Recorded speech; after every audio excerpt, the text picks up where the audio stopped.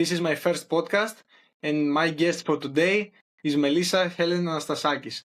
She is a 5-time national champion. She's a Balkan champion. She also finished 7th, giving valuable points to our team at the European Team Championship.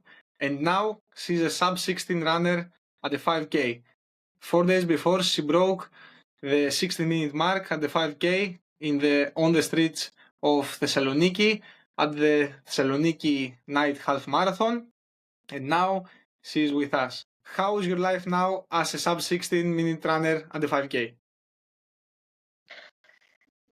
It's exactly the same, and I'll tell you why. Because I'm still waiting to see how official the course is.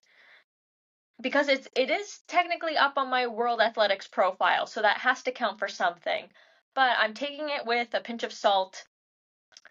It was a good performance. It's a suspiciously fast course, so waiting to see what comes of that. I to ask the organization to post the time at the European Athletics or IAF. I mean, it already has come up on my World Athletics profile. Do you have a small star or something like that? No, it doesn't say anything about it being illegal, so... Okay. Now, after that, are you ready to attack to the national record on the streets of Athens at the 5K, at the authentic? Probably not. Like I said, this was an extremely fast course. I think most people ran like personal records on it. Authentic marathon course for the 5K is known to be very difficult. There's so many hills in the beginning and it's very easy to overcook yourself. So I think if I tried to go for that record time, I don't foresee it ending well for me. Yes, but as I remember, every year you run fast times there, so why not? Yeah, definitely fast times. But I'm not going to put too much pressure on the time, just, go. And the thing is, in Thessaloniki, I was running. I actually had one of your athletes in front of me for the first 2K or so. And then when I lost him, it was a completely solo mission in the dark. So it'll be nice in Athens. There'll definitely be some more people to run with. And so hopefully it'll be a good performance. Okay, great. Now I want to tell us about the European Team Championship. How was the race and how you take the 7th place? No one expected that. Yeah, I didn't go into the race ranked really well. I definitely knew like, okay, I'll do better than my positioning, my ranking. Just because like I knew my performances prior to that hadn't been like up to my level of training. But even I was pretty surprised with the 7th place, just because there were so many girls in that race that had like really amazing times. I think the 6 girls that beat me were all under 15:15 personal records, something like that.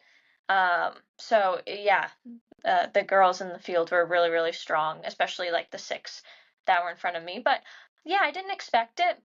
But at the same time, like I was really calm going into the race. And the funny thing is, I tried to mimic that for Thessaloniki.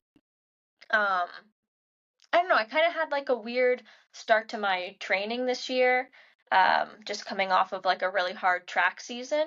And so I was nervous for this race. And then I kind of told myself, okay, just treat it like training. Your training's going well, your programs all go well. So just pretend like it's a program.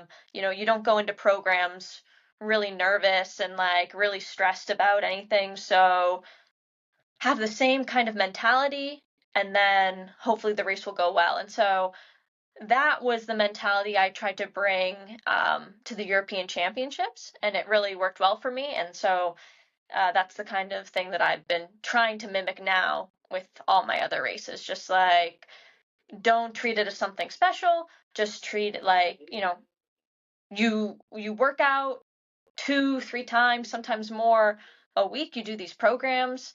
And that's all you have to do on race day, right? So trying to mimic that mentality and that preparation. And that's what I did on that day. And I kind of, as I remember, you said to me the day before that I'm on 16 minutes shape, I can run fast. And I was like, how is that possible under that conditions? The weather was bad. yeah, I mean, I felt prepared for it. I love running in the heat, Why? and I do a lot of my workouts in the heat. It's really hard when you live in Athens to escape the heat when you have to do double sessions. Like, one of them is going to be either you're waking up at 5 a.m. and doing your second workout again at 9 p.m., or one of your sessions is going to be in the heat under the sun. And so I embraced that. You know what? You have to start off kind of thinking, okay, if I'm slower, it's fine. It's the heat. And once you get over that mentality of like worrying about, pace and performance and kind of accepting that, okay, the first few sessions you do in the heat are going to feel tough. They're going to be slower. You get over that, your body eventually adapts to it.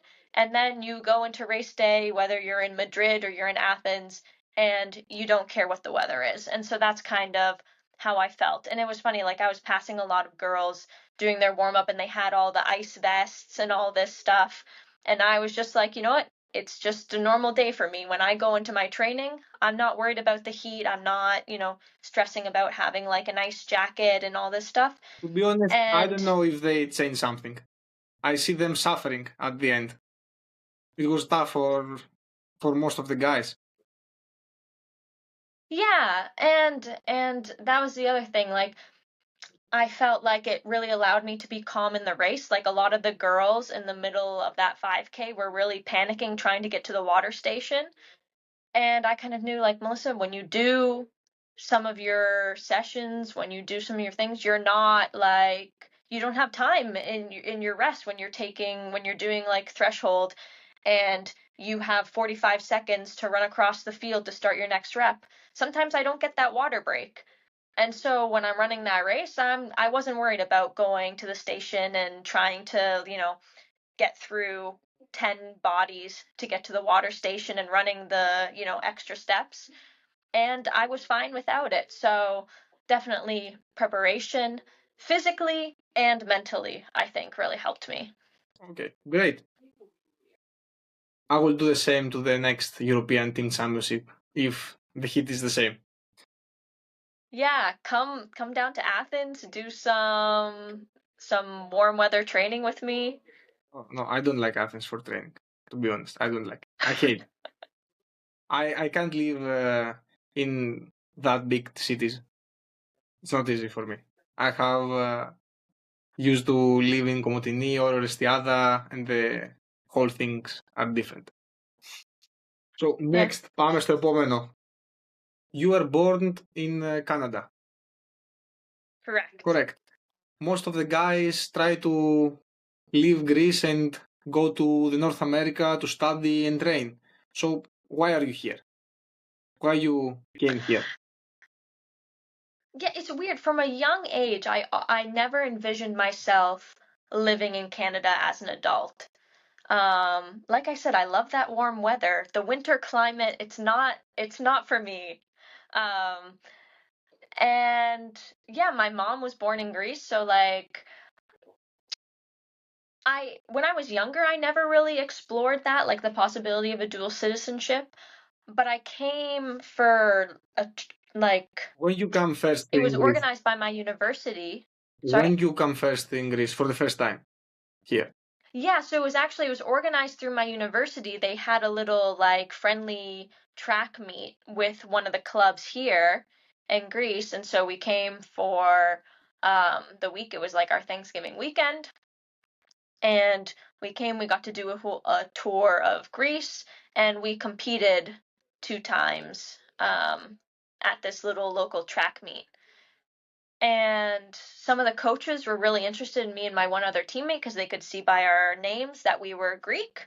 And so they were saying like, yeah, you should come and you can compete at nationals, and if you get your citizenship, you can compete for the Greek team. And we were kind of going like, oh, that might be something worthwhile, interesting. So yeah, our coach kind of encouraged it, and we both went on to try to get that citizenship just to see what would come of it. I mean, I had opportunities in the past to compete for the Canadian team, but also like, why not try something? Maybe there's more opportunities in Greece. And so then I was kind of doing that. After I graduated from university, I came the one summer just to try to make some more connections with the club and see what competing here would be like. And I just loved it so much. It was supposed to only be like, okay, coming here to compete. But I decided that I just loved living here and I didn't want to go back to Canada. So then I kind of became like a permanent resident here. Great, and good for us to have you, because I think that you will have a great future at middle distance and long distance general. And my next question is, which are the differences between North America and Greece? If you say about training and the whole mindset, because we have some guys in the team and the Europeans, and I see that they have a very different mindset. They don't care about fast times or fast athletes. They believe that they can do anything. In Greece, we have limits. You know, I think that we have a very. I think that we don't have so high expectations. We don't believe so much to ourselves, or we say, "How can I run 45 at the 400?" Because no one else has done it last years. So why me? Yeah, no, I understand what you're saying. Yeah, I mean, it's difficult, right? When you're in North America, for example, if you go, I went to university in the US. I was born and raised in Canada, but I went to university in the US, so I lived there for 5 years. And you could just pick any random university there, and there's a girl that's run under 16 minutes in a 5K. It's like, it's not even a big deal. It's standard. Versus here, right now, I think there's two other girls in the country that have done that like recently. That's our whole country. Yes. Versus you could go to And one one school. of them is living at the US right now. Yeah, exactly. Exactly. So when you see that and you see how common it is, and it almost kind of feels like anyone could do it, of course, then you don't have these limitations and these like really minor expectations, right? Because you just like any athlete can show up and have some great performance. And so then it kind of becomes well, if they can do it, why can't I? And that's a really good mindset to have. But I've talked to some other athletes in Greece because we were kind of explaining it. But when you have um, that kind of competition all the time, it can also be like really negative, right? Because then you're constantly pushing, you're constantly like running sub 16 in a 5K. If that's no longer like even considered like good, it's just kind of average. Okay, now I need to push even harder. I need to do even more. And you're always like, as an athlete, you're always driving to be better. And But when it's so competitive, you're never satisfied with that level of yeah, and when it's so competition. competitive, that's when you get into like, all this overtraining. Um, there's also like a lot of negative with like eating disorders and injuries and all this stuff. So, yeah, it's really great that, you know, the standard is so high, but then there's also a lot of negative things that can come along with it. Okay, I have never think about that. I've seen only the good and the positive side of that. My next question is, which are the differences at the training philosophy, and how you approach the sport now that you're there? Yeah, I mean, it's really hard to say because you can't generalize it, right? Every coach, every program, every club, it's going to be different there, right? Just like it is here, there's differences. I think the biggest thing is um, people do it a little bit more for like the love, the enjoyment of the sport. And that's why when I hear like a lot of athletes in Greece considering going to the US, like they see the negative, like, oh, like, but this person went and got injured and like they had this negative experience. And like, yes, it can be negative, right? Like I said, but there's also like, there's so many opportunities. And it's such a completely different atmosphere when I see a lot of, especially like the more elite athletes here in Greece, like they're coming to the stadium, they're doing their training with their coach every day. Okay, there's some other teammates, maybe if you're lucky. When you go to the US, for example, if like you decide to pursue university there, you have 20 teammates all within your age group, and you go to training like to see your teammates. It's fun. It's like you're socializing. You go, if you're a distance runner, you go for like these beautiful runs through campus, and most of the roads and places, like there's places to run. It's not like living in Athens where you have to run in the stadium every day. And so like that's completely different. I think it's not just like this is my training, it's very serious, it's like work. It's a little more for social, it's more fun, I think. Sometimes it feels a little bit hard. Um, Here at least, because it is, I think, taken more seriously So, in some and ways. how is that possible that they do it for fun and they have so great level and so high level in expectations, and we do it very strict and we are extremely down from that standards? How is that possible, do you think? Um, I think, like I said, I think it really has to do with having teammates, right? Having teammates and training with people all the time could potentially, right, if you take the wrong mindset, could be negative, right? If you're constantly trying to chase these people that maybe are a bit better than you, right? It could lead to overtraining, a lot of like anxiety or negativity. But also, like, if you're going to training every day with 10 of your friends, how can you not have fun? Like, whether you're doing an easy run or you're doing a workout. Like, I remember my friend and I used to be like cracking jokes, having a great, it didn't matter how hard the workout was because we were doing it together. And so, like, having that kind of camaraderie and that kind of connection with your teammates, I think can make you better for sure because you have people to push you, to encourage you, right? It's always so much easier when you're following in a rep than when you're leading a rep or running a rep solo. Same thing as racing. So it can also like make you so much better. For me, if I have one teammate to do a workout, it's gonna be only one time per week, and I feel extremely lucky if this is happening. Yeah, but isn't it the best? It's the best, right? When you have someone to do the workout with. I feel that the reps that I follow never happened. Just like running half of them. My friend and I used to have that joke too, right? We'd be like, okay, we have 10 reps left. It seems like a lot. We'd be like, but really, we only have 5 because if you're leading every other rep, it doesn't count for me. I'm just following. Those reps don't count. So really, like I have half the work to do. It's different, for sure. It's So that different. was like, It's different. yeah, You don't feel the completely. same. Now, I see that you improve every year. Year by year, you become better. Uh, how is your typical training week to do that? And areas do you think that you have to work to become better? With skills? Is your threshold low? Is your aerobic endurance, your basic aerobic endurance? Is your VO2 max? Is your speed? Which are the things that you have to improve to show us the greatest Melissa could be, can be? Well, I think there's no one answer, right? It's all of those things. You can't not have any speed. You can't not work on your threshold. Like,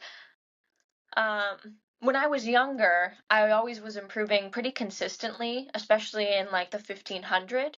And I didn't have a PB in the 5K. I ran my PB 17:11 in my first year of university, and I actually didn't PB again. I might have run one my 5th year of university. I might have run a PB then, but I'm not 100% sure. Oh, sorry. I'm not 100% sure if I actually ran a PB that year. So in the 5K, I didn't improve, but I was improving in the 1500 because I think I focused a lot on that speed and VO2 max. And that was the problem because I was so focused on that. I didn't really get to work on that aerobic side because when you have like a 2-3 month long competition period, you focus more on like that specific work, and so you lose a lot of the volume, and then you lose a lot of that aerobic side. And I think when you've been away from that for so long, it's almost like you have to start from scratch again. You have to start from the beginning. So I think it was really hard for me to build up that aerobic base, which is why I didn't see a lot of improvement in the 5K those years I was at university. But since coming to Greece, I've focused more on building that aerobic side. Maybe that's why my 1500, I haven't actually run a record in it. But I enjoy my training a lot more now. I like focusing on the 5K. So that's probably the direction I'll go in the future. Okay. But it is kind of nice that from season to season, I'm able to continue to see like a steady increase in my aerobic capacity versus kind of like, another drop after the season from such a long kind of specific period. Okay, give us a typical training week. How is your program? How many miles you run? How many weight sessions? So typical training week, Monday will be if we start our week on Monday is like my recovery day. So I'll just kind of do like one run, or maybe I'll even have the day off and try to do some mobility stuff like that. Tuesday is a double session day. It kind of depends, like week from week, what kind of double session I will do on a Tuesday. But normally I'm starting off with like a longer rep, more aerobic based Something like threshold session in the double morning. threshold? Yeah, typically. Okay. So doing 2 workouts on the Tuesday, Wednesday, probably a double run and then a lift, but those are both recovery runs. Thursday, another double workout day, probably double threshold. But I use that term like leniently because sometimes like I'm doing threshold in the morning, but then I'm doing more of an aerobic, like harder session in the afternoon. So it's not actually in that first threshold. That's again Thursday, I'm doing a double session. Friday, probably another double run and lift. Saturday, likely one workout. And then Sunday, I'm not really doing a traditional long run. Again, I'm doing mileage and probably broken up into 2 runs as well. So how many miles per week? At a typical training week? Typical training week, I'm hitting anywhere from 60 to 70 miles. So it's So up to that's 100 kilometers per week. over that. Yeah, that's about 120, I think. Okay, great.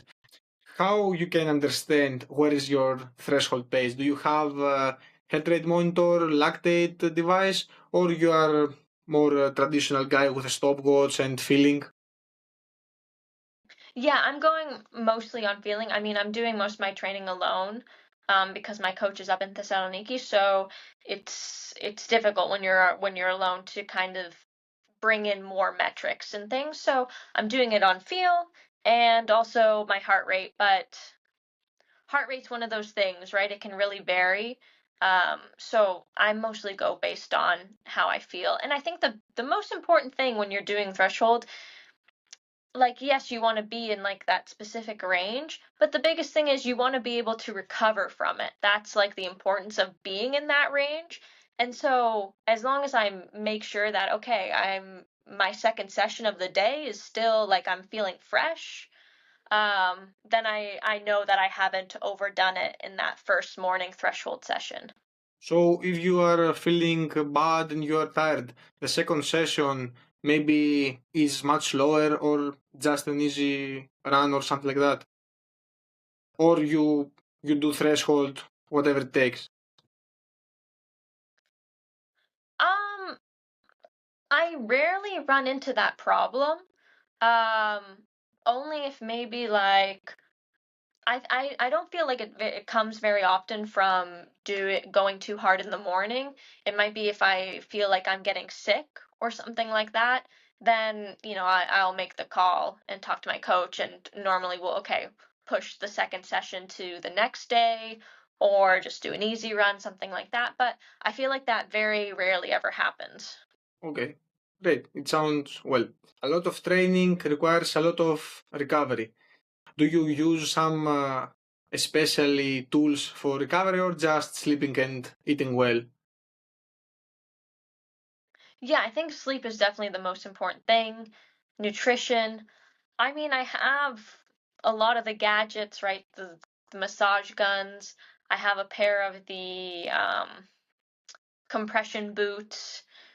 Uh, Nothing is really like that important or that special. I think the biggest thing is, and all the studies have shown, right? Like, okay, compression boots, you don't really know how effective they are. Same thing with the massage gun, but studies have shown time and time again that sleep is like the most important thing. So making sure you take care of your body, you know, For me, the same. getting 8 hours. For me, it's the same. Sleep and diet and good hydration is the key for everything.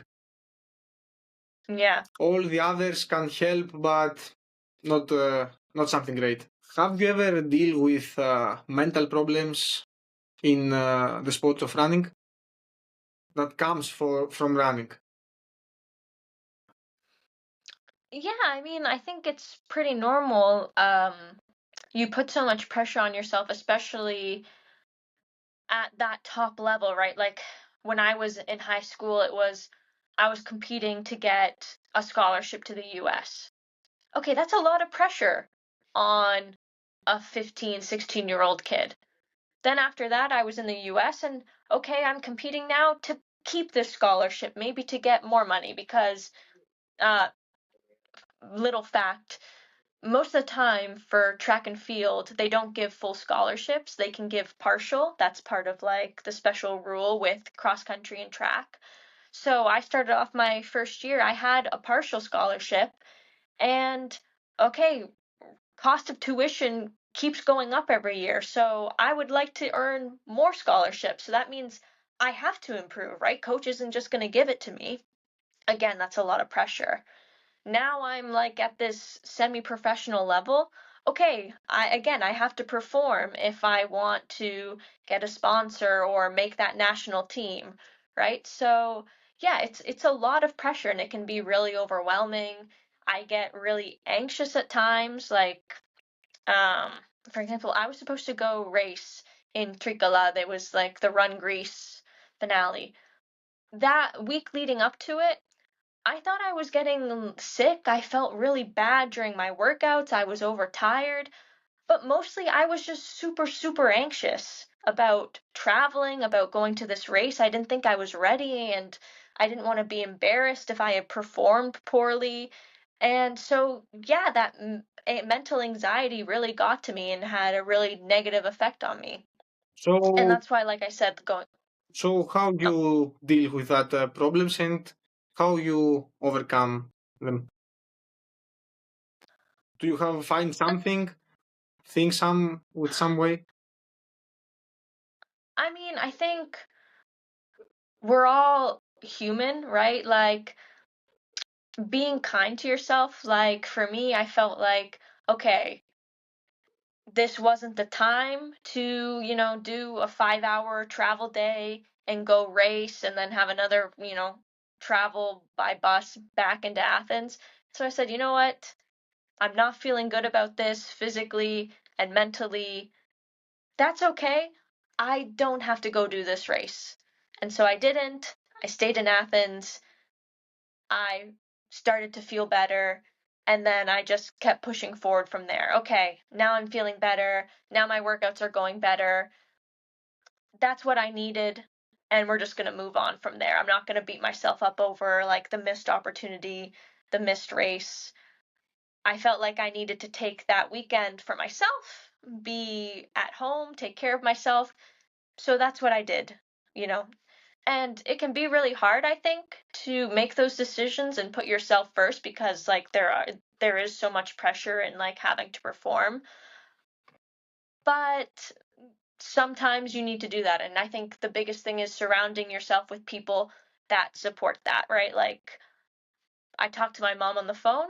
Okay, if you don't want to go to the race, then you shouldn't go. I talked to my coach. She was really supportive. If you're feeling sick, if you're not feeling ready, don't go. I'm calling the race organizer. I'm telling him you're not going. Stay home. Stay home. Okay. So, like for me, that's really important, having those people that support you in those kind of decisions, in those moments. Okay. Oh my gosh, sorry.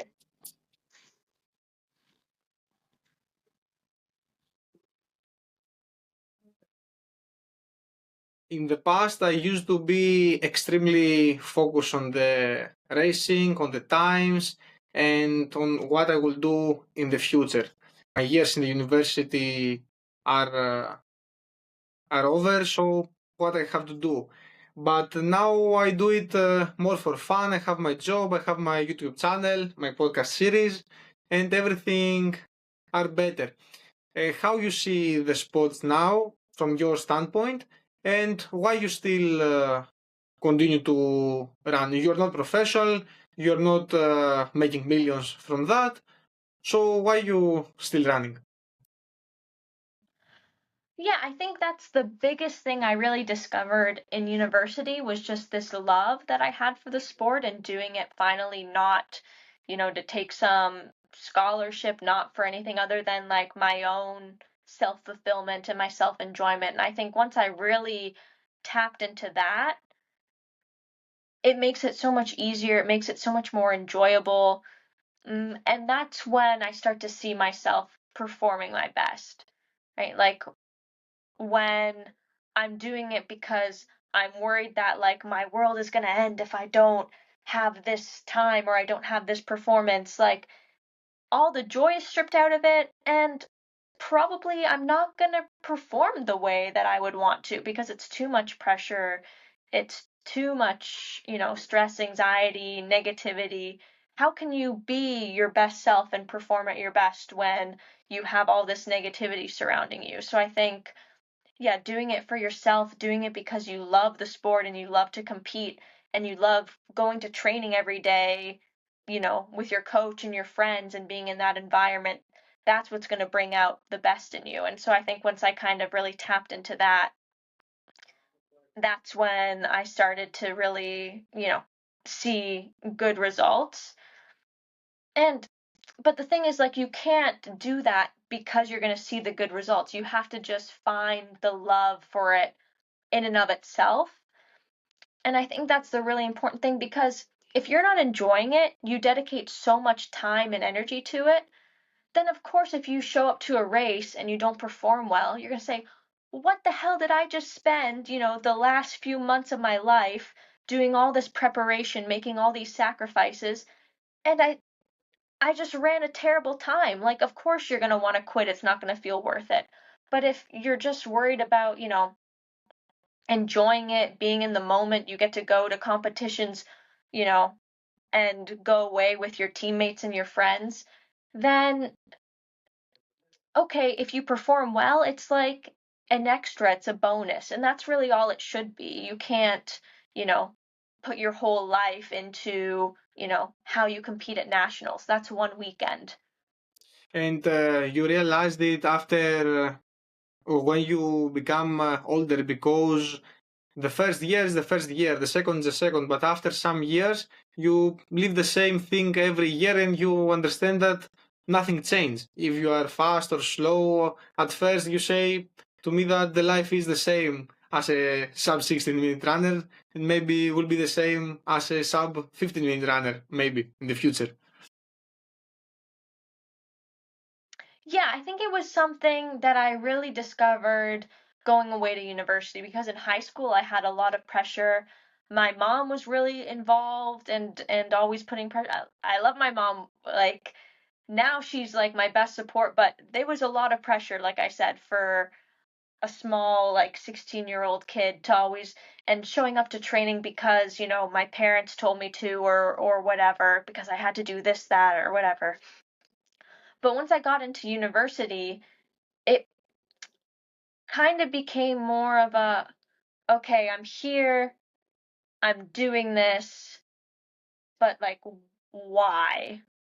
You know, because, and you're away from your parents and all this, and there's a lot of other people there that are kind of experiencing the same thing, and maybe they don't want to be there. There's some negativity there. So it's finding like your own reason, like, okay, I'm showing up to training every day,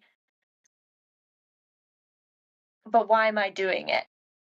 Is it to, like, you know, be the fastest on the team? Okay, that's not really in my control. Is it to, like, go to nationals? Okay, I'm not quite at that level. Again, that's out of my control. Is it just to enjoy the sport, get to be with some nice people, you know, go to training, have this really unique experience that such a small percent of the population gets? Like, that's kind of what I discovered for myself.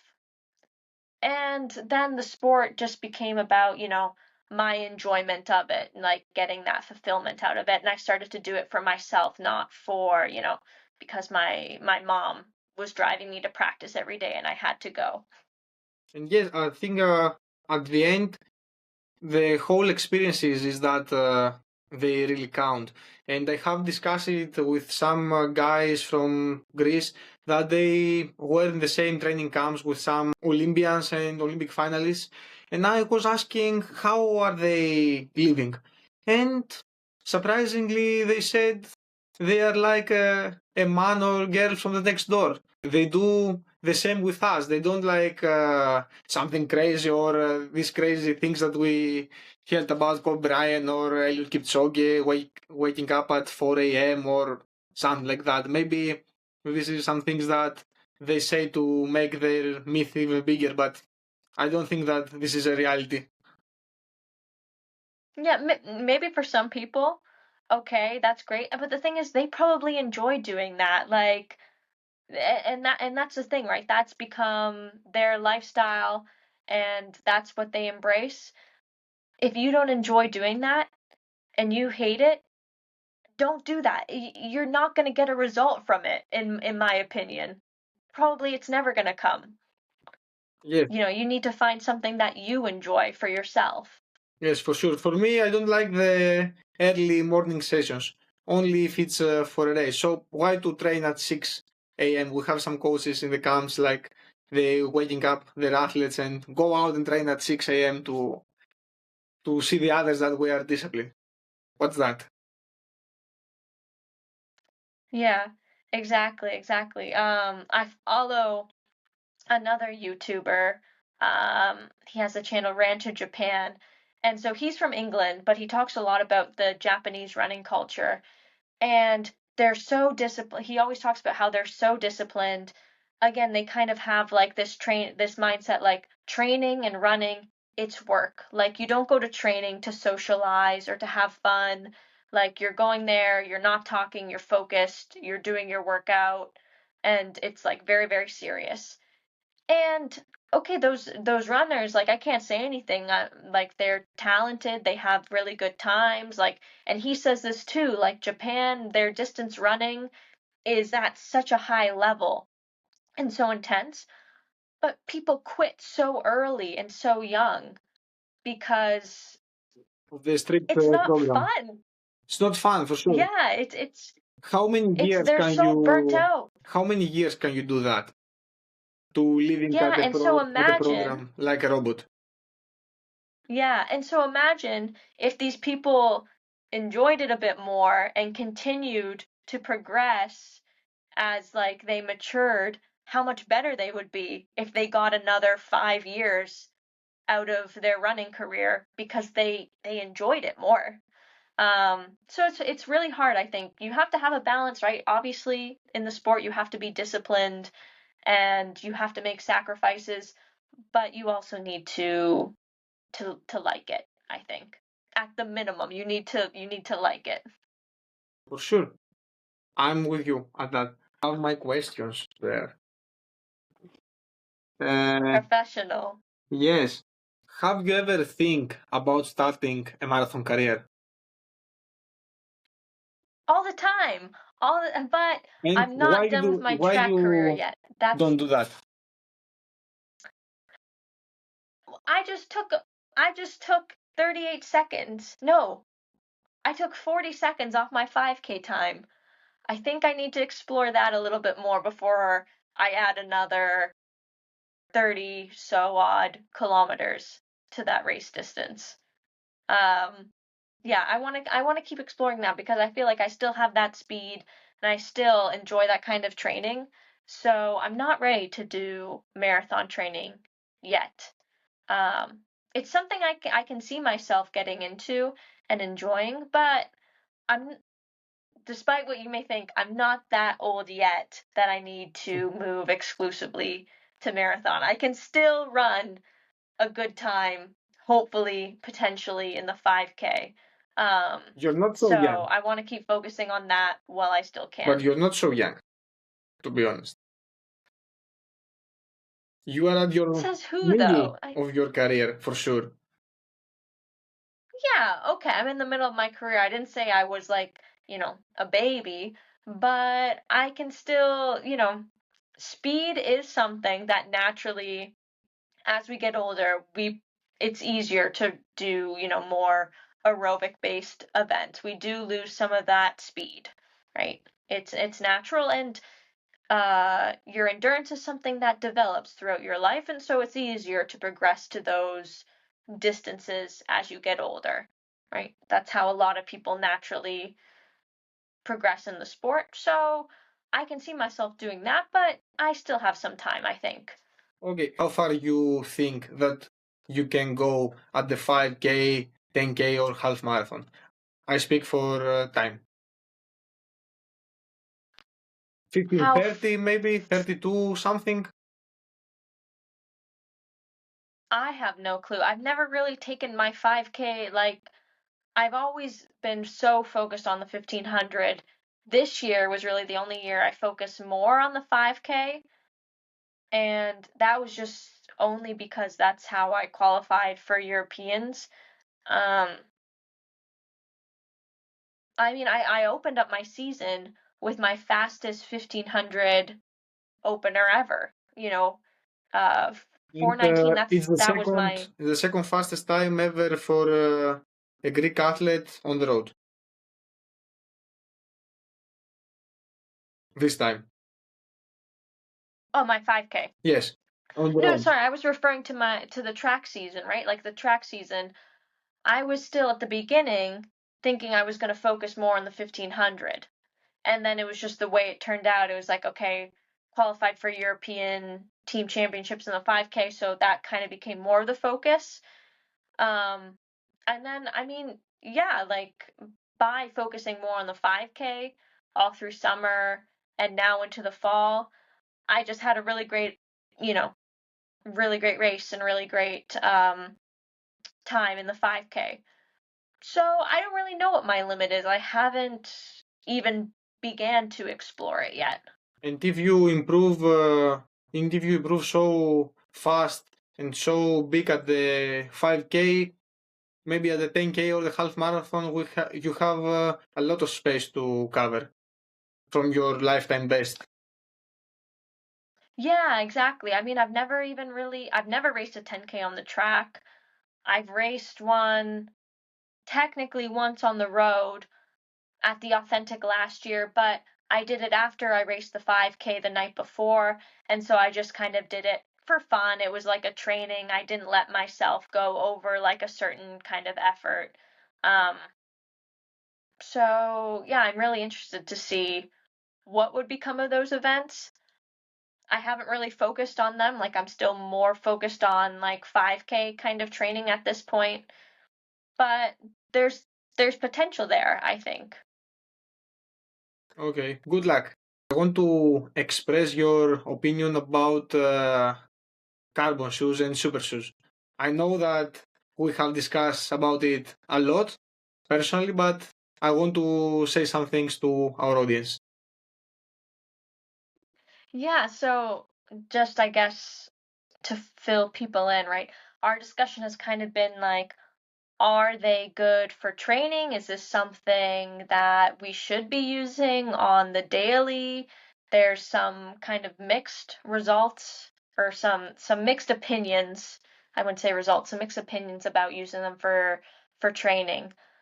I mean, the thing is, what I've read from studies coming out about them, right? You shouldn't use them every day because you don't need to. And really, they're most effective at faster paces. So if you're jogging 5 minutes per K or slower, they're not helping you. It's too slow to get any kind of that impact back, right? That what you get from like the foam and the carbon. You don't get that response, that return of energy if you're running so slow. So they're not useful for every day. We know that already. For training, like for doing programs, tempos, and anything faster, there's some mixed things, right? Because people say, oh, if you're using the carbon or any kind of super shoe, some of them don't have carbon, but any kind of super shoe technology, you're weakening your calf muscle, right? That's what some of the studies have said. Okay, but are you running to strengthen your calves or are you running to be faster? You can do exercises to strengthen your calves if you're worried your calves or your Achilles or your hamstrings are getting weaker. But that's not why you run, right? You run to be faster. You need strong muscles, but you can go and lift and do other exercises to strengthen them. When you're running to be faster. So if the shoes make you faster, I think wear the shoes. And that's kind of, I think, the conclusion that a lot of people have, because if you look all over the world at professional athletes, they're training in super shoes. There's no question about it, right? Sometimes they want to make it like if you look at some, they want to make it a bit harder for themselves in certain types of training if they're doing like long thresholds. And so they'll use like a lesser degree of a carbon shoe or they'll use like a hybrid shoe or something. But for the most part, people are doing hard trainings in carbon. I think a big thing is it reduces the impact on the body, so then you can train more, you can do more volume, you can do, run at a faster speed, and so overall it's positive. But I think if it's good enough for people in the rest of the world, then it's good enough for me. So I haven't seen anything bad coming from my training with them. I mean, since I've been using them the last 3-4 years, I've kind of introduced them into my programs and sessions. I haven't seen anything negative come of it, so I don't see myself stopping anytime soon. Yeah. Do you have changed your training instead of using them because you can add more fast miles to your training or something like that? I mean, you could definitely attribute my progress over the last years to using carbon. It's really hard to say. I mean, I've consistently over my career been developing as an athlete, increasing more mileage. Programs are getting harder. Obviously, as you get faster, you do bigger programs or you do faster programs. It potentially, yeah, like you could say the increase in my aerobic capacity is because of the shoes. Like maybe I'm older and my body can tolerate more mileage. Maybe it has to do a little bit with the shoes. It's really hard to say. I mean, the trends in running as a whole, like all the records that have been broken within the last 5 years, people want to say it has a little bit to do with the shoes because the shoes have kind of been tied in to these new training methods. Is it one more than the other? Possibly. I don't know exactly. I don't think anyone knows. but there's some sort of correlation there, I would say. So, yeah. Yes, I agree 100% because if running has only to do with caves, so why you try to improve your aerobic base? And if you have the right shoes and you can run faster miles, faster paces, more miles with less impact to your body and you become aerobically fitter, so calves is only a small percentage of your whole thing, your whole training. So okay, do some exercises, don't wear them all the time to have injuries or used to them. But after that, I think that carbon shoes are the reason why people run so fast and not only the race day as a lot of people believe, but the training has changed with them. Exactly. Yeah. I mean, the double threshold model is also something that's kind of been like newly introduced, like the or double threshold, Norwegian method, whatever you want to call it. It's kind of like a new trending thing, and it's kind of been introduced to us along the same timeline as like the super shoes. But I mean, I think it's very likely that the reason I can do, these really big double threshold sessions and do like, a 20 something kilometer day in total is because there's very little or there's significantly less impact on my body. I don't Yeah. know if someone can survive in a double threshold training model with no carbon shoes, especially if he's not running on the dirt. If you're running on the streets or on the track, double threshold with no super shoes, I think it's impossible without injuries and problems. Yeah, it's a lot of mileage if you're doing them correctly, I think. Yeah. Now we have some questions, and you have to answer with a few words, and if you can, fast. First question: Okay. weekly mileage. About 110 to 120 kilometers. Easy run pace and threshold pace. Depends. Easy run, about 5 minutes per kilometer, 4:30 to 5 minutes normally, I think. Threshold greatly depends on the length of the rep. Continuous run For or example, cruise intervals? for which intervals? Long intervals. Long intervals. For example, if I'm doing like 2K repeats, probably going to be 3:30, 3:35 pace. Okay. Craziest workout ever. Craziest? Yes, extremely fast times, big volume, something like that. Okay. Oh, this one's taking me. For sure in the US. I think that this thing happened in the US. Probably, but it's like nothing I can think of right off the top of my head. I think one day I can't remember if it was 600-meter repeats or 700-meter repeats, but for me, I was supposed to go 1500 pace. And for me, like going over 500 at my 15 pace is difficult. And I was doing a solo workout. And I remember going through um, the 300. I was going through in like 50, 51, which for me, I had been running 4:21 all season. So that was really fast. And I remember my coach was kind of like, "Are you okay? Like, what's going on today? This was like really aggressive for you." Yeah, that workout always sticks in my mind. Okay. Next one. Your favorite event.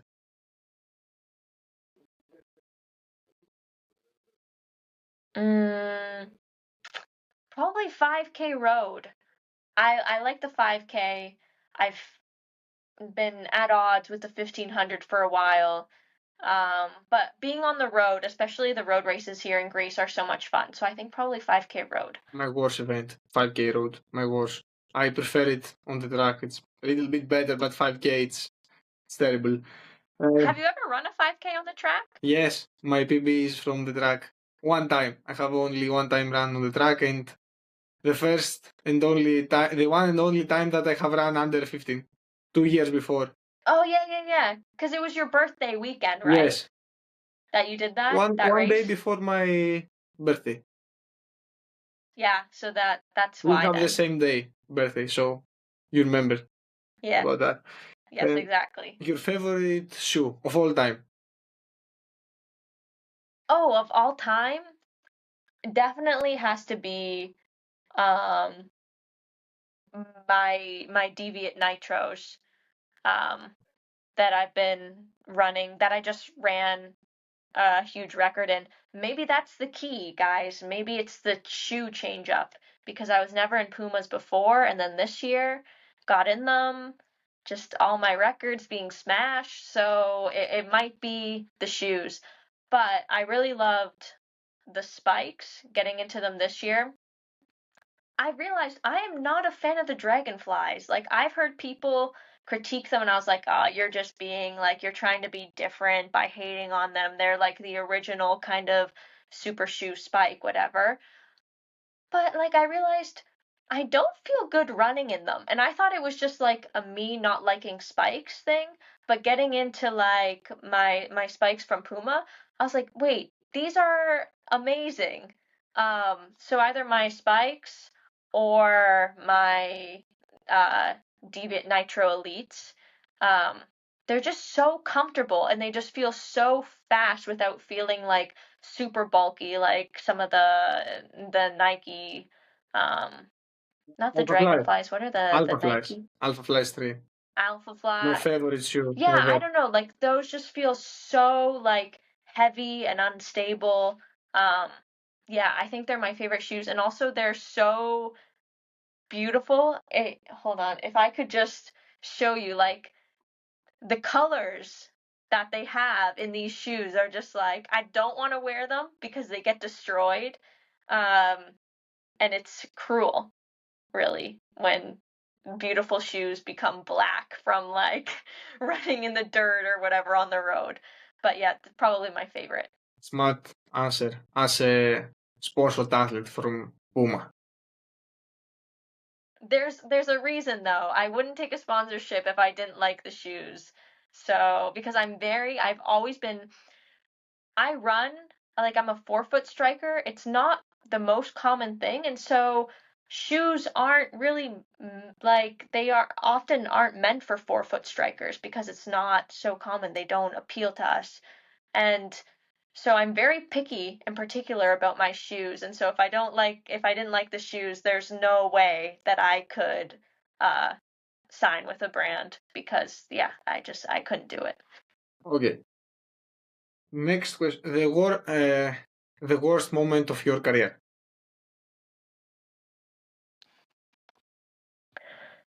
The worst moment? There's so many. There's so many.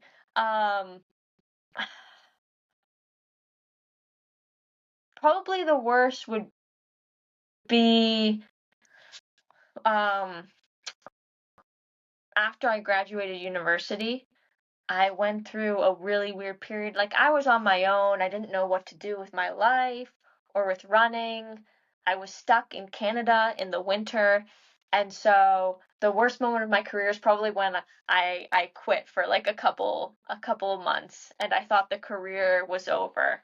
And so then, yeah, coming back to it was really hard. But I'm glad I did, and I ended up coming to Greece, and it's been pretty positive ever since. But I would say quitting has to be the lowest point, right? Like, For sure. And the best moment of your career?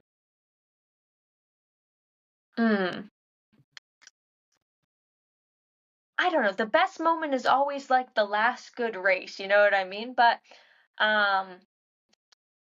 from university, I think the one that sticks out the most would be my last indoor race ever. We were at this big meet. It was like our conference. It was called, it's ECACs. It's like the East Coast Atlantic Conference, something like this, or East Coast Athletic Conference. And this was my fourth year university. It was my fourth year going to this indoor championship. And every year I'd always run the 3 years before I'd always run like a really great race. Oh, I'm supposed to answer this fast, right? Anyways, I won the mile the years before. I always like did really well in the prelim, and then the final I was terrible. Basically would come last in the final heat.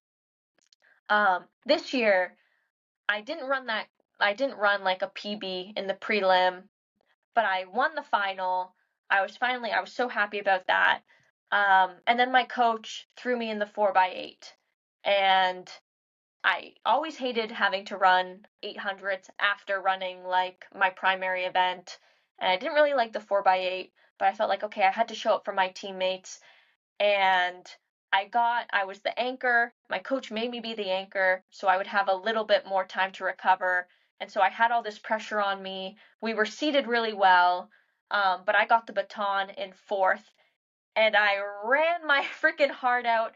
I think my coach clocked me at like a 2:10, which for me was insane. Normally when I run an 800, especially like 1 hour after running a mile, I run like a 2:20.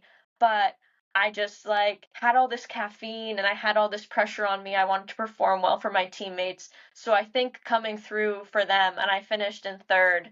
And so I got us a medal. Have you ever I run something faster for the 800 after that?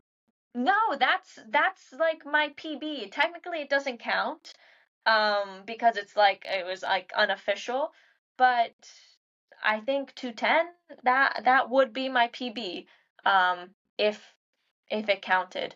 But and to this day, that is my top result on my World Athletics profile. We got the most points for that because I don't remember what our time was overall. How many points?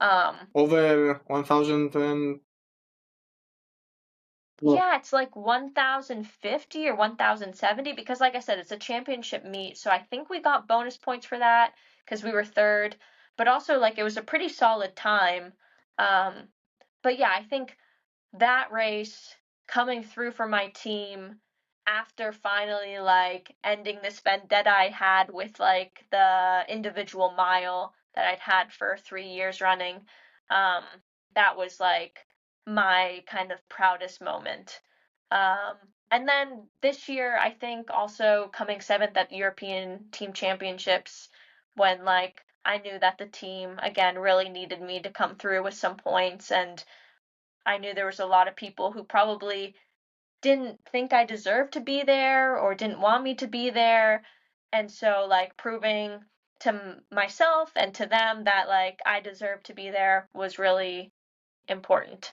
Oh. I think that no one waiting from you to place 7th. No. We're waiting for the last position or to pass only one guy or two.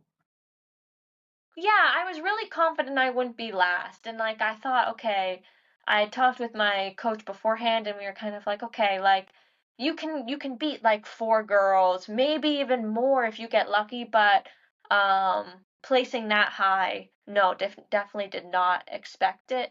And so I felt like, okay, I kind of needed that to prove to myself that I belonged there, right? Because you travel and you see like Miltos and Goosen and like these really high level athletes, and you kind of feel like, at least for me, like I'm just showing up and like I get to be on the same trip as you and experience all these things, and like I only have to score, like I come last, I don't really contribute anything to the team. Like I would feel really guilty being there. I mean, you can't control it. It is what it is. But for me personally, like, I wanted to prove to everyone that, like, no, I deserve to be there and, like, I'm going to pull my weight and score like as many points as possible. So doing that was like a really big moment for me. Like, okay, I deserve to be here. I didn't just get lucky that, you know, someone, because people like to throw it out like, I've had people say to me like, oh, do you feel grateful that you won this race because so and so wasn't here because they were sick or injured or something? And so I really just kind of wanted to prove like, no, like I didn't go there just because someone was injured or because I got lucky in the qualifying race. Like I deserve to be there, and I'd like, you know, to challenge, you know, your athlete, you know, if they could have had the same performance as me. So, Last, well, last question, and don't be afraid to say anything. Your dream PBs at every event that you compete. oh my gosh.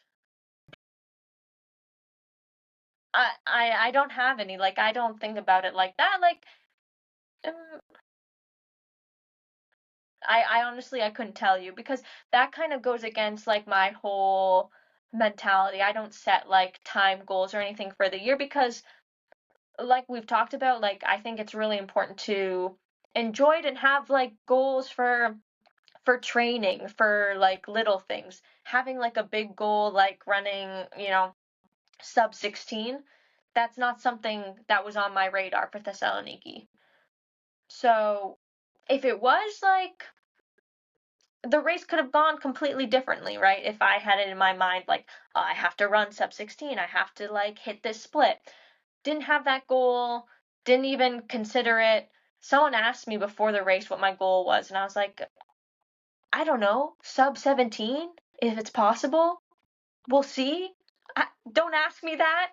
Oh, Go away. okay, And so okay. and so yeah, I don't set like those kind of goals for the season, so couldn't tell you my dream PBs, honestly. Um, dream PB is the next PB. If it's 1 second from what I ran, that's great. If it's 10, better. Okay, I don't Yeah. say anything more, and I don't want to blow your mindset and your mental health. Okay. Okay, Okay. thanks. I don't have something else to ask. Do you want to say something to our audience? No, I think I've already talked for like an hour straight, so Okay, um I I can't imagine having anything more okay. anything more to say. So, time to close. Thank you very much that you were with us for more than 1 hour and 10 minutes, hearing us saying things about running. And like and subscribe to more videos like this also. Comment below your guesses who's going to be on the next podcast. Ό,τι είπε η Μελίσσα. Okay. Thank you so much for having me, George. Looking forward to seeing who's your next special guest. I'm honored I was the first. Καληνύχτα. Καληνύχτα.